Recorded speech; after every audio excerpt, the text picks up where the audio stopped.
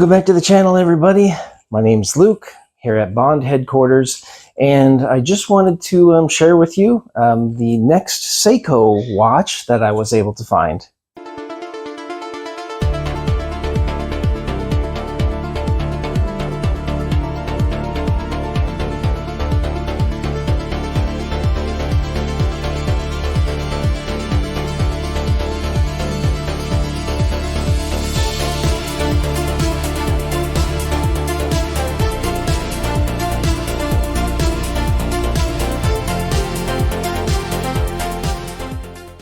One of the Seiko watches I have wanted for a long time is the Seiko watch. It's the half digital, half analog watch that was in For Your Eyes Only.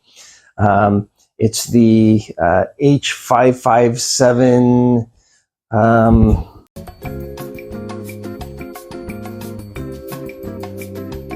I had to look it up because I can't remember the numbers.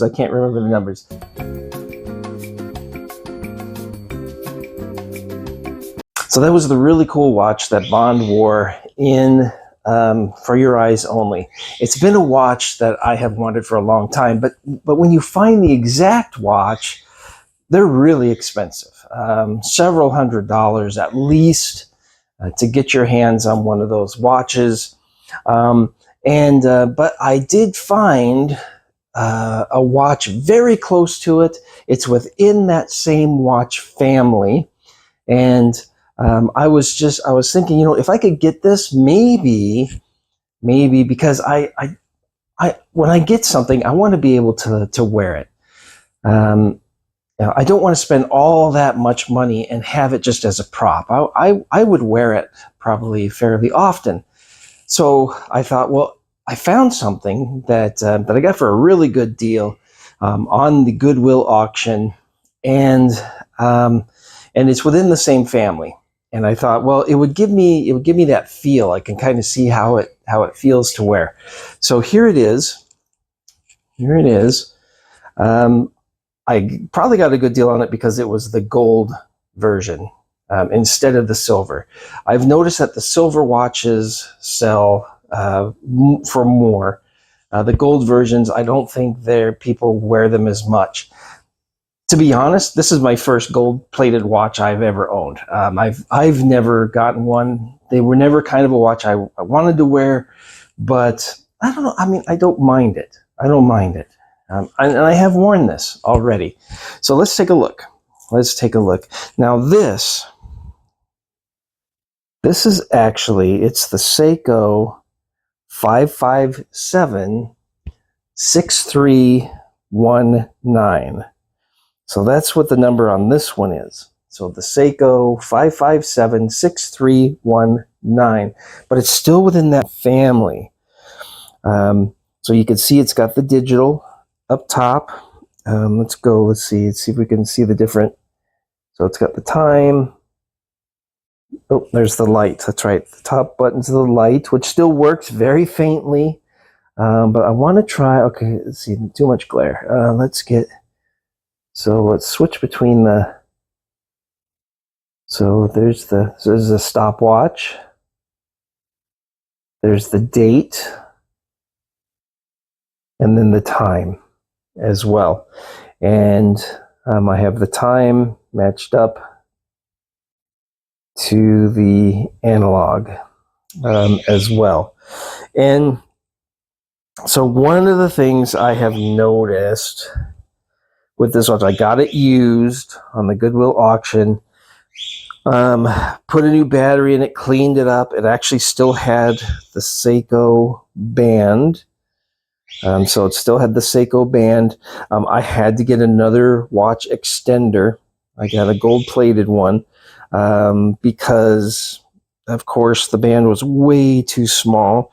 Whoever donates these watches to Goodwill must be children because, quite honestly, I mean, the wrists on these things have been like incredibly small. But the extender made it just big enough. It fits just perfectly with the one extender on there. And it matches pretty well. I mean, because the watch is very well worn.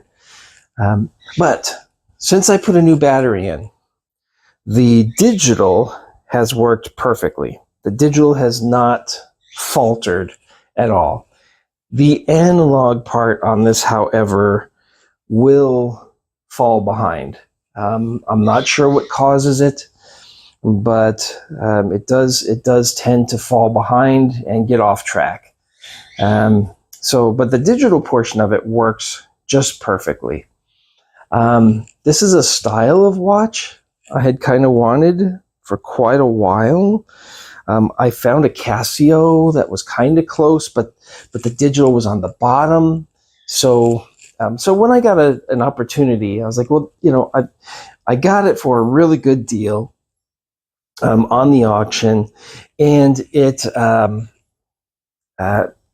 digital works, the analog works, and everything, but for some reason, sometimes it just, the second hand, I've noticed, like it just stops. I'm not sure if it's because maybe the pin, maybe there's some kind of interference. Maybe it thinks that the pin is partially pulled out or something. So I don't know, maybe some time and some investigation, I'll be able to get that fixed. Now, one of the things that was interesting, I wanted to point this out, is in the digital. So you can go to the mode to set in the digital, but to set the digital, you actually twist the knob here. That knob actually is what will set the digital numbers and dates and things. So that was interesting. That was a little hard to kind of figure out.